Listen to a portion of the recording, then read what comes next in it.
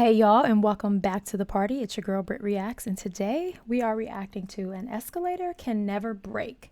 This is Mitch Hedberg. Let's see what he has to say.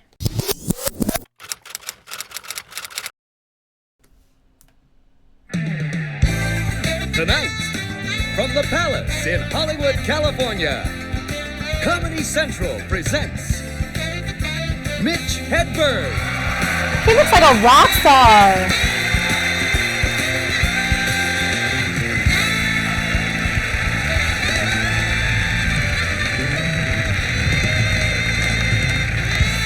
He literally looks like a rock star. Thank you. Hey, welcome to my half-hour special. Does anybody know who I am? Why did a bunch of people who don't know who I am show at my special?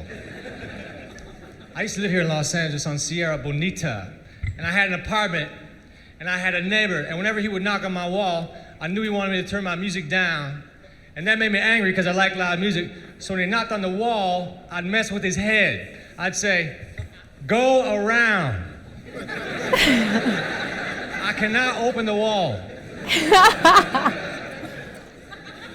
I don't know if you have a doorknob on the other side, but over here there's nothing. It's just flat. It's just flat. I like an escalator, man, because an escalator can never break. It can only become stairs. That is so true. I mean, I guess the escalator part of it is broken, but it's still functional, is really what we're saying here. That go around bit, hilarious. Hilarious. There's something about his delivery that feels like the down and groove is 70s, baby. Like the way he talks, the timing and the beats that he takes. He literally looks like he should be the front man of a really good rock band, though. Honest. It can only become stairs. All right. All right. There would never be an escalator temporarily out of order sign. Only an escalator temporarily stairs. This is kind of true. Sorry for the convenience.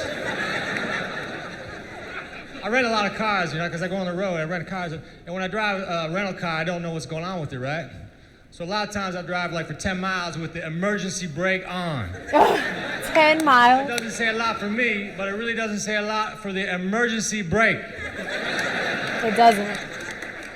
It's really not an emergency brake, it's an emergency make the car smell funny lever.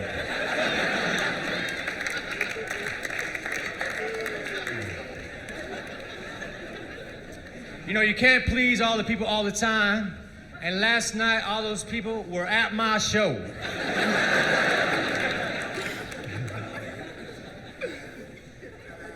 To do this show, I had to take a physical.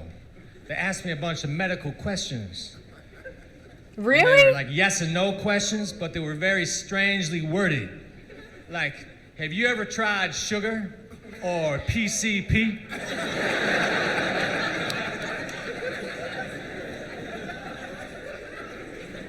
Why would a comedian have to take a physical to do a show? I'm just wondering, because I can't think of any reasons, but there must be if they made him take a physical. Did they really do that?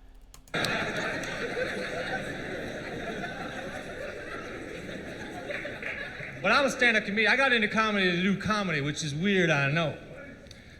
But when you're in Hollywood and you're a comedian, everybody wants you to do other things besides comedy. They say, all right, you're a stand-up comedian. Can you act?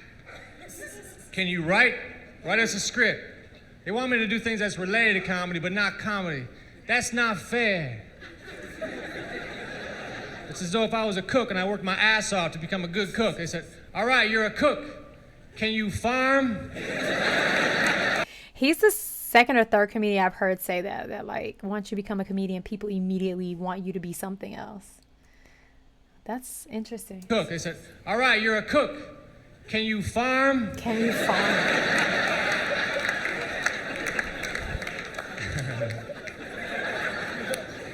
The show's going all right, I guess. I'm trying to feel it out. I wanted to buy a candle holder, but the store didn't have one, so I got a cake.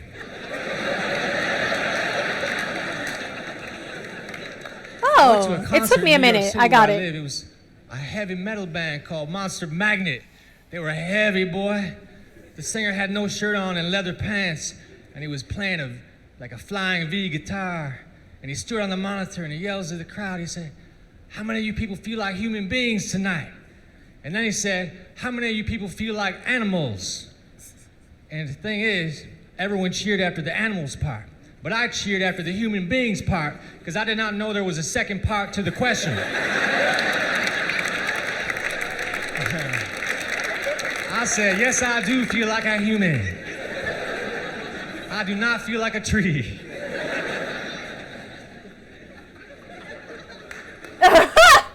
I don't have a girlfriend.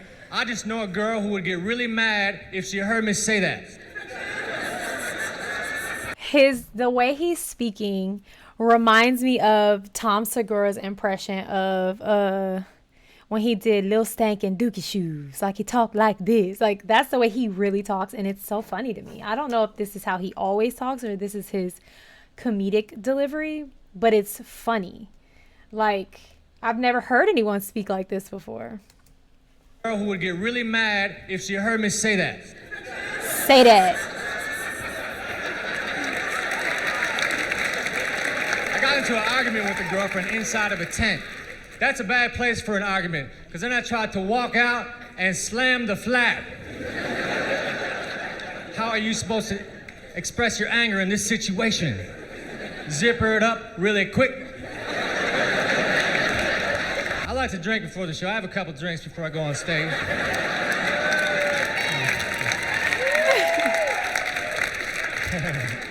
Every time people applaud, I'm always going, no, hold on.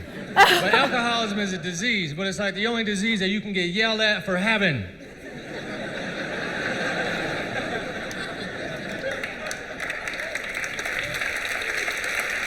Provocative. Damn it, Otto, you're an alcoholic. Damn it, Otto, you have lupus. One of those two doesn't sound right.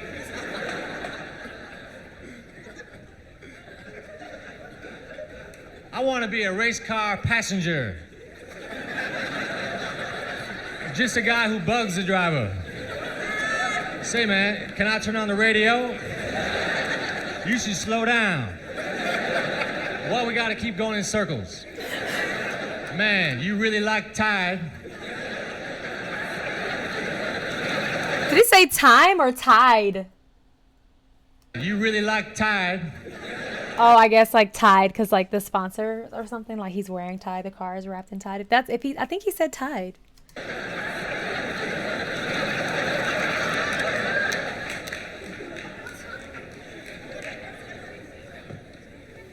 I play golf. I'm not good at golf. I never got good. I never got a hole-in-one, but I did hit a guy, and that's way more satisfying. You're supposed to yell 4. But I was too busy mumbling, there ain't no way that's gonna hit him.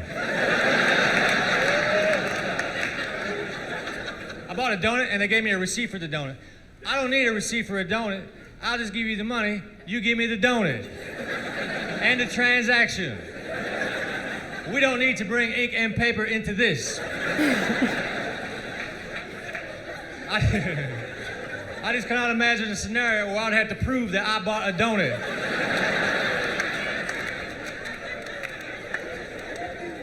He's right. Skeptical friend. He's very right. Don't even act like I didn't get that donut. I got the documentation right here.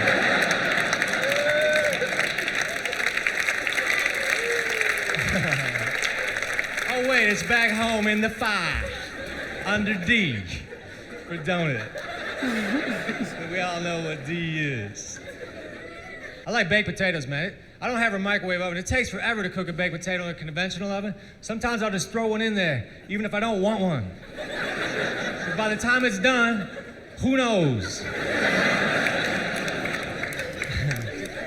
I throw a potato in and go on vacation.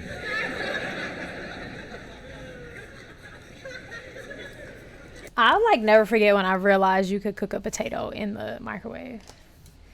I've never like cooked a potato in the microwave and eaten it, but I have like softened it. So I'll put it in and let it like kind of cook through so it will cook faster on the stove.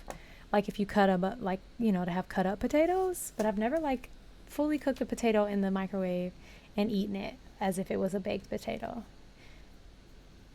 I wonder if it's good. Like, does it taste the same as a baked potato? My friend did this to me. My friend came up to me and he said this. He said, hey, you know what I like? Mashed potatoes. It's like, dude, you got to give me time to guess. Kids do that all the time. That's such a kid thing. Hey, Mom, guess what? And it's like, you didn't, I didn't guess. You must put a pause in there.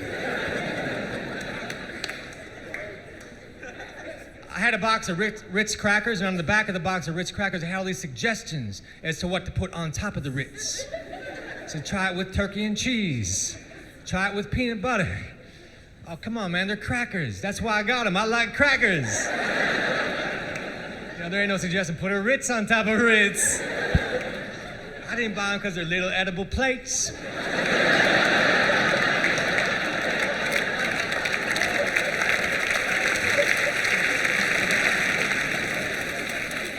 Sometimes I go to like a craft fair and I see a jar of jelly beans. He says, guess how many jelly beans are in the jar and you win a prize. Oh, come on, man. Let me just have some.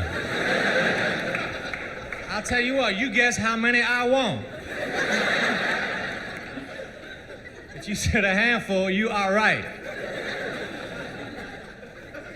It really impresses me when a comedian just no storytelling. It's just joke after joke after joke. Like, how do you remember all those jokes in order? All those jokes, 20 plus minutes worth of jokes. You know, it's different, I feel like, and I don't know, I could be wrong. I'm not a comedian. I've never done stand-up. But to tell stories, right? Like, you remember stories, and it's kind of improv. You can kind of, you know, add things in to make people laugh. But the base of the story is the same. But when you're just banging out jokes, I'd be like, it just seems so hard. I have two sisters, and one of them is named Wendy. And if you ask Wendy if I was weird, she'd probably say, yeah. But that's backwards, because she's weird. Because she has like a husband and 2 children, and they have a family photo on top of their VCR where they're all looking slightly to the left. As though something is going on over there. The camera is right in front of you. But I guess something happened to the left that made everybody happy. They said my sister is cross-eyed, so she can't quite pull it off. One eye is right on.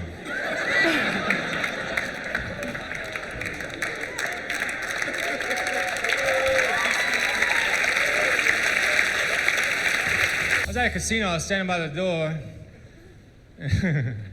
And a security guard came over and said, you're gonna have to move. You're blocking the fire exit. As though if there was a fire, I wasn't gonna run. If you're flammable and have legs, you are never blocking a fire exit.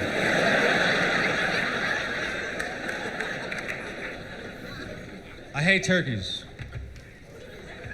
Just in general? Just all turkeys? If you go to the grocery store and you stand in front of the lunch meat section for too long, you start to get pissed off at turkeys. You see like turkey ham, turkey pastrami, turkey bologna. Somebody needs to tell the turkeys, man, just be yourself. I love turkey pastrami. Oh my gosh. I guess that's kind of true though. It's like, dang, turkey, you want to be like everybody else. Be your own man. Just be yourself.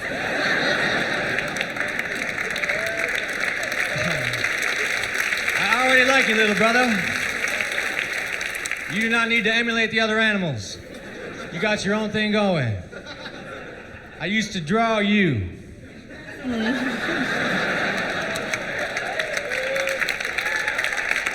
The hand turkey. This like You know, first if you had a couple grade. fingers missing, you would draw a screwed up turkey. That turkey was in an accident. Did he say if you have a couple hands missing? You know, if you had a couple fingers missing, you would draw Oh, he said fingers. Sorry. a screwed up turkey. That turkey was in an accident. I go to a lot of bars when I'm on the road. A lot of bars have black lights. And when a bar has black lights, everybody looks very cool. except for me, because I was under the impression that the mustard stain came out. I think Pizza Hut is the cockiest pizza chain on the planet, because Pizza Hut will accept all competitors' coupons. That makes me wish I had my own pizza place. Mitch's Pizzeria. This week's coupon, unlimited free pizza.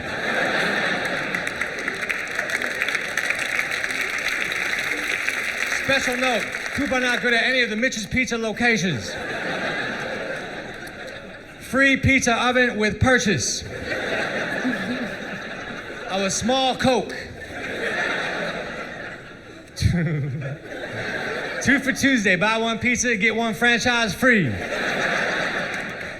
Whenever I walk, people try to hand me out flyers. And when someone tries to hand me out a flyer, it's kind of like they're saying, here, you throw this away. Definitely. For sure.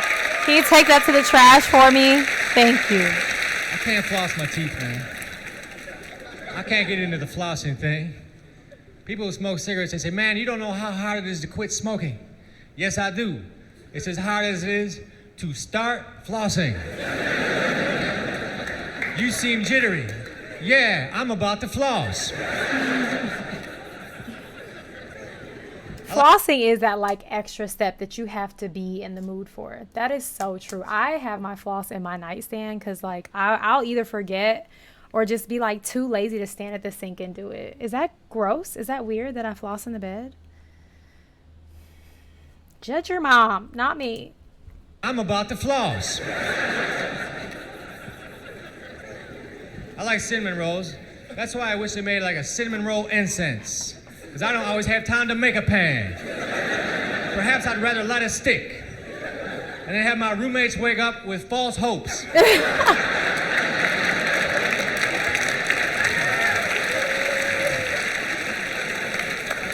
I played in a death metal band. People either loved us or they hated us. Or they thought we were okay.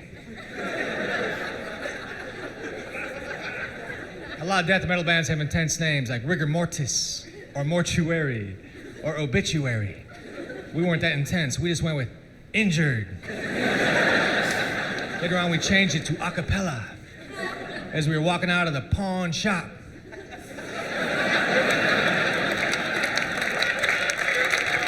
Oh, I get it. I get it. I don't know a lot about cigars. Like a man at the cigar store, the man behind the counter said, what kind of cigars do you like? It's a boys.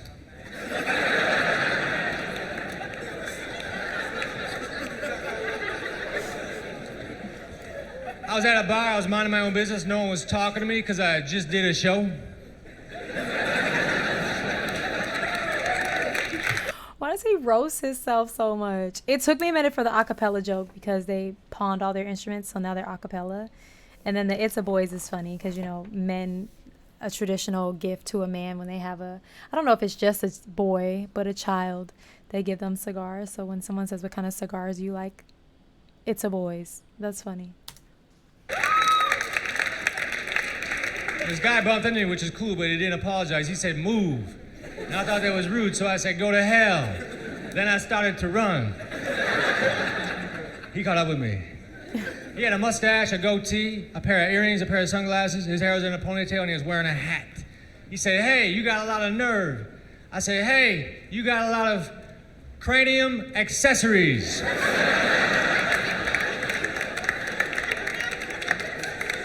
This is a smart crowd. When I play the dumb crowds, I have to say, you got a lot of on your head. Acid was my favorite drug. Acid opened up my mind. It expanded my mind. Because of acid, I now know that butter is way better than margarine. I saw through the bull.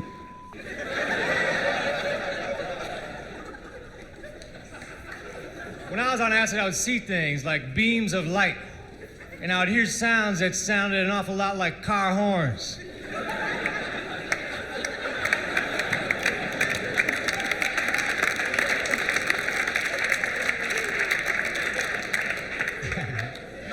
When we were on acid, we would go into the woods, because when you're in the woods tripping, there's less likely a chance you'd run into an authority figure. But we ran into a bear. was even more of a buzzkill. My friend Dwayne was standing there raising his right hand, swearing to help prevent forest fires. What's the bear? What's his name? Smokey the Bear. Lord have mercy. And swearing to help prevent forest fires.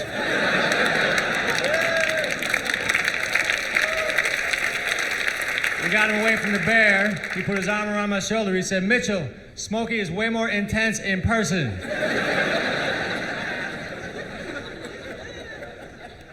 I went to England. Mitchell has phenomenal hair. I would just like to go on the record and say that. It's like enviable hair. It's so good. To tell jokes, and I wanted to do my Smokey the Bear joke in England. So I had to ask the English people if they know who Smokey the Bear was. Right. But they don't. Right. Because in England, Smokey the Bear is not the forest fire prevention representative. They have Smacky the Frog. It's a lot like a bear, but it's a frog. And I think that's a better system. I think we should adopt it. Because bears can be mean, but frogs are always cool. Like never has there been a frog hopping toward me, and I thought, man, I better play dead. Here comes that frog. I've never said, here comes that frog in a horrifying manner. It's always... But frogs don't live in the forest. Well, some of them, right? Like tree frogs. I don't know. I like Smokey. I think Smokey's a great representative for the forest. I've never said, here comes that frog in a horrifying manner. It's always like optimistic. Like, hey, here comes that frog. All right. Maybe he will settle near me. And I can pet him. And put him in a mayonnaise jar. With a stick and a leaf. To recreate what he's used to.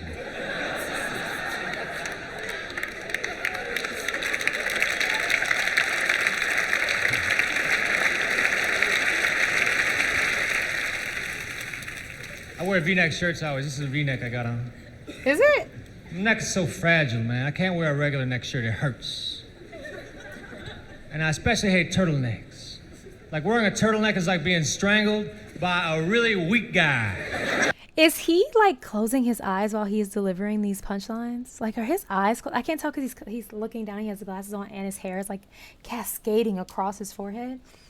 But does he have his eyes closed? Let me know.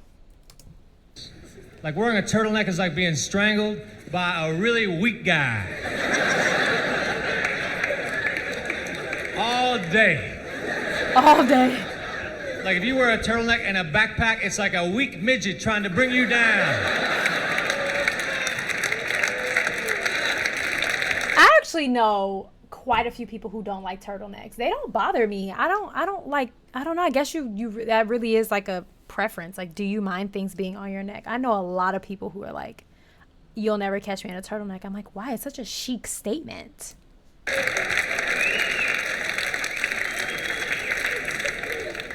You know when you go to a restaurant on the weekends, it gets busy, so they start a waiting list, they start calling out names. They say like, Dufresne, party of two. Table ready for Dufresne, party of two.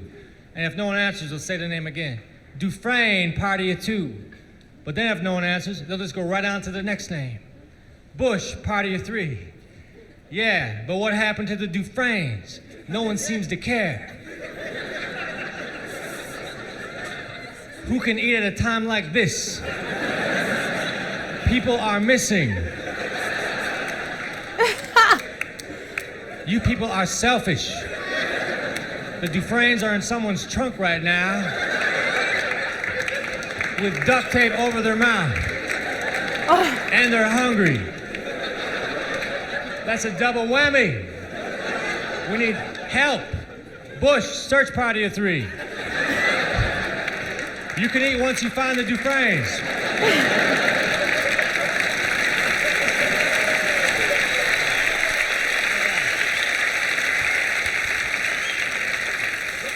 I think Pringles' initial intention was to make tennis balls.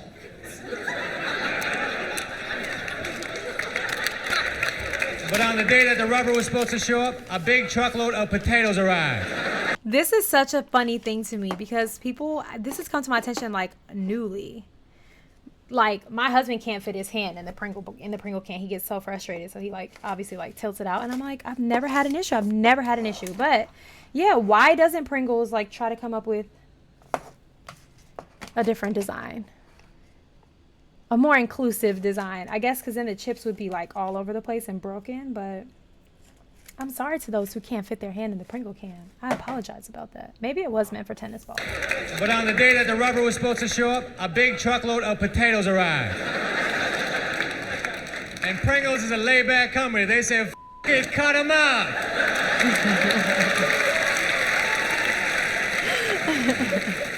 I wrote a script and I gave it to a guy who reads scripts, and he read it and he said he really likes it, but he thinks I need to rewrite it. I said, "F that, I'll just make a copy."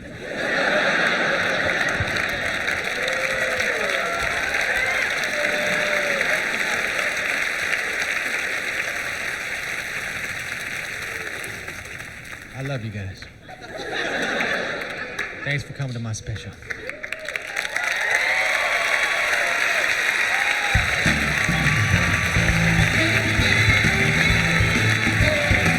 He's like,